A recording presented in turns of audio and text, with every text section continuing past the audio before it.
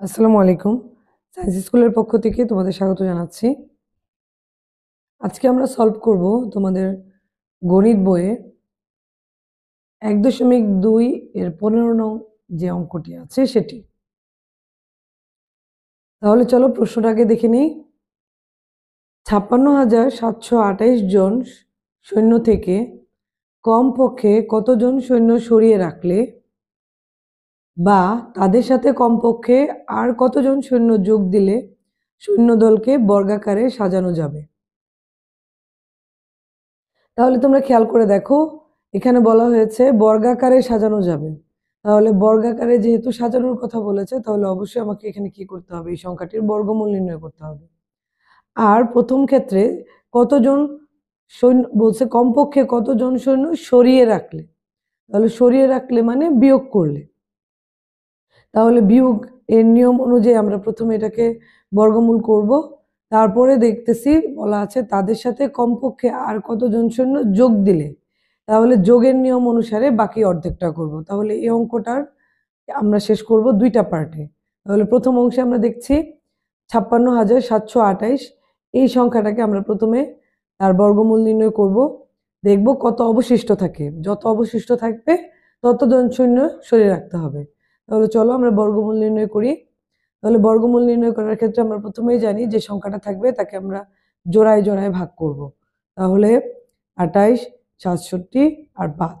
এখন আমরা 5কে, আমাদের প্রথম সংখ্যা হচ্ছে 5, তাহলে 5 যে বর্গ সংখ্যার যার বর্গ করলে আমরা 5 পাই অথবা 5-এর থেকে ছোট সংখ্যা পাই, সেটা হচ্ছে 2। আমরা যদি একটু এই সাইডে তোমাদেরকে রাফ করে দেখাই, তাহলে দেখো 1-এর বর্গ করলে আমরা 1 পাই, 2-এর বর্গ করলে 4 পাই, 3-এর বর্গ করলে কিন্তু আমরা 6 পাই।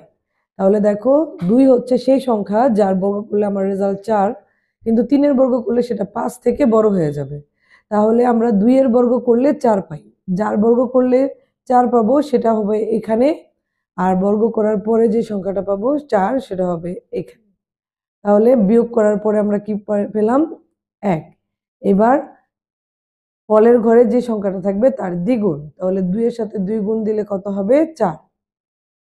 এবার 4 থেকে দেখো 1 ছোট, তাহলে আমাদের কি করতে হবে, পরের জোড়াটা নামাতে হবে। জোড়ায় জোড়ায় নামবে, একটা করে সংখ্যা নামানো যাবে না। তাহলে পরের জোড়া কত, 67। এইবার 4-এর সাথে এমন একটা সংখ্যা নিতে হবে যে সংখ্যা দিয়ে আবার আমরা এই দুইটা সংখ্যা এখানে জানিব, তার সহ দুইটা সংখ্যাকে গুণ করলে গুণফল হয় 167 সমান 9, তার থেকে ছোট হবে। তাহলে সেই সংখ্যাটি কত হবে, আসো আমরা এদিকে রাফ করি। ধরো তুমি 4-এর সাথে 1 নিলে, তাহলে এই সংখ্যাটাকে আবার 1 দিয়ে গুণ করবে, তাহলে 41 একে 41, 167 থেকে 141 অনেক ছোট। এবার আমরা কি করলাম, ধরো 4-এর সাথে 2 নিলাম, তাহলে এটাকে 2 দিয়ে গুণ করতে হবে। তাহলে 2 দুগুণা 4, 4 দুগুণে 8, 84। এবার 4-এর সাথে 3 নেই এবং এটাকে 3 দিয়ে গুণ করি, তাহলে 3 তিরিকা 9, 3 চারা 12। এবার 4-এর সাথে যদি 4 নেই এবং তাকে 4 দিয়ে যদি গুণ করি, তাহলে 4 চারে 16, 1, 4 চারে 16 আর 1-এ 17। দেখো 176, এটা 167 থেকে বড়, তার মানে কি আমরা এটা নিতে পারবো না, আমাদেরকে নিতে হবে এটা, অর্থাৎ 4-এর পরে 3। তাহলে 4-এর পরে যদি আমরা এখানে 3 নেই, আমাদের ফলাফল হবে হচ্ছে 129। তাহলে লিখলাম 129, এইখানে 3 নিয়েছি তাই ফলের ঘরেও 3 নিতে হবে। এইখানে 3 নিয়েছি তাই ফলের ঘরেও 3 বসিয়ে দিলাম।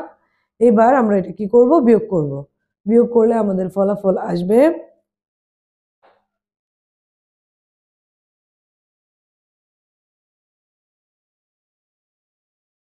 8,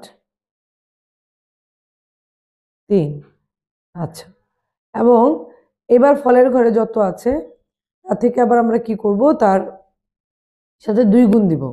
তাহলে 23-এর সাথে 2 গুণ দিলে কত হবে, 3 দুগুণে 6, 2 দুগুণে 4, অর্থাৎ 46। এবার 46 থেকে দেখো আবার 38 ছোট হয়ে গিয়েছে, তাহলে আমাদের পরবর্তী যে জোড়াটা সেটা নামিয়ে ফেলবো আমরা, 28। এইবার এই 46-এর সাথে এমন একটা সংখ্যা নিতে হবে যার সাথে যেই সংখ্যাটা নিব ওইটা, ওই সংখ্যা দিয়ে আবার পুরাটাকে গুণ দিব, দিলে রেজাল্ট যেন হয় এটা সমান 9, তার থেকে ছোট হয়। তাহলে সেই কাঙ্ক্ষিত সংখ্যাটা তোমরা ক্যালকুলেশন করে দেখবে, সেটা আমরা পাই হচ্ছে 8। তোমরা নিজেরা নিজেরা ক্যালকুলেট করে দেখবে সেই সংখ্যাটা আমরা পাই 8। তাহলে 8 দিয়ে আবার এই পুরোটা সংখ্যাকে গুণ করতে হবে। আর যেহেতু আমি এখানে 8 লিখেছি, তাই ফলের ঘরে আমার কি করতে হবে, 8 লিখতে হবে। তাহলে 8 দিয়ে যদি এটাকে গুণ করি তাহলে 8 8 64, 4 হাতে 6, 6 48, 48 আর 6 হবে 54, 54 4 হাতে 5,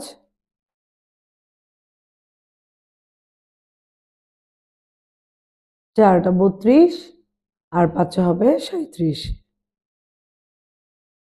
এবার দেখো এটাকে যদি আমরা মাইনাস করি তাহলে আমাদের রেজাল্ট আসবে হচ্ছে এই 84। এখন দেখো আমি যে আবার ভাগটা করব, আমার কিন্তু এখানে আর কোনো সংখ্যা অবশিষ্ট নেই, তাই না? এই যে দেখো আমার জোড়ায় যা ছিল আমি কিন্তু সব নামিয়ে ফেলেছি। তাহলে এখানে আমি আর কোনো কাজ করতে পারতেছি না, তাহলে আমার অঙ্কটা এখানেই ক্লোজ করতে হবে। তাহলে ভাগশেষ অর্থাৎ অতিরিক্ত কতজন রইল, 84 জন রইল। এই 84 জন শূন্যকে যদি আমরা সরিয়ে ফেলতে পারি তাহলেই কিন্তু আমার এই যে সংখ্যাটা এটা পূর্ণবর্গ হয়ে যাবে। অর্থাৎ আমরা ওদেরকে বর্গাকারে, শূন্যদেরকে বর্গাকারে সাজাতে পারবো। এতটুকু করার পরে আমরা কমেন্ট দিয়েছি 84 জন শূন্য সরিয়ে রাখলেই বাকিদেরকে বর্গাকারে সাজানো যাবে। তাহলে আমাদের অঙ্কটার প্রথম অংশ কমপ্লিট। এবার দ্বিতীয় অংশ দেখো, বলেছে তাদের সাথে কমপক্ষে আর কতজন সৈন্য যোগ দিলে। তাহলে এই ক্ষেত্রে আমাদের করণীয় কি, কমপক্ষে কতজন সৈন্য যোগ দিবে। কেন যোগ দেওয়ার কথা আসলো, কারণ আমার এই সংখ্যাটা কিন্তু পূর্ণবর্গ নয়। যদি পূর্ণবর্গ হতো তাহলে তো আর কোনো কিছু আমার অ্যাড করার প্রয়োজন পড়তো না বা মাইনাস করার প্রয়োজন পড়তো না।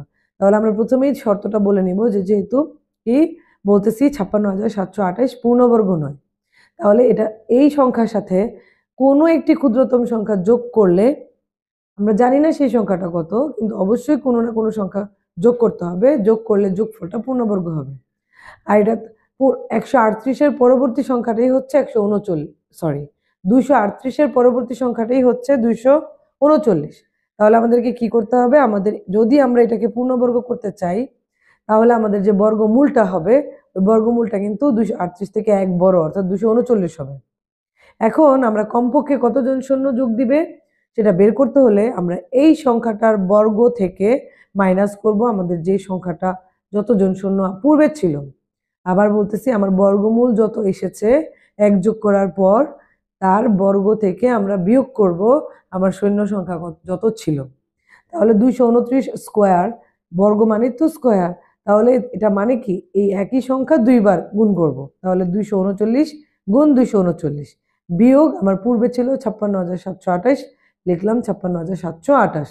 এইবার এটার গুণফল থেকে এটা মাইনাস করে দিলে দেখো ফাইনালি আমাদের রেজাল্ট আসতেছে 393 জন। অর্থাৎ 56,728 জনের সাথে যদি 393 জন সৈন্য যোগদান করে তাহলে তার সৈন্য দলকে বর্গাকারে সাজানো যাবে। এই হলো আমাদের 2টা স্টেপ। আশা করি তোমরা বুঝতে পেরেছো। শেষে একটু কমেন্ট করে দিবে, একদম প্রশ্নটাই দেখে দেখে লিখে ফেলতে পারো যে 56,728 জন সৈন্যর সাথে কমপক্ষে আর কতজন, এই জায়গাটায় আমরা শুধু অ্যাড করব 393 জন সৈন্য যোগ দিলে সৈন্যদলকে বর্গাকারে সাজানো যাবে। দাঁড়ি। তাহলে এই হচ্ছে আমাদের 15 নম্বর প্রশ্নের সমাধান। আশা করি বুঝতে পেরেছো।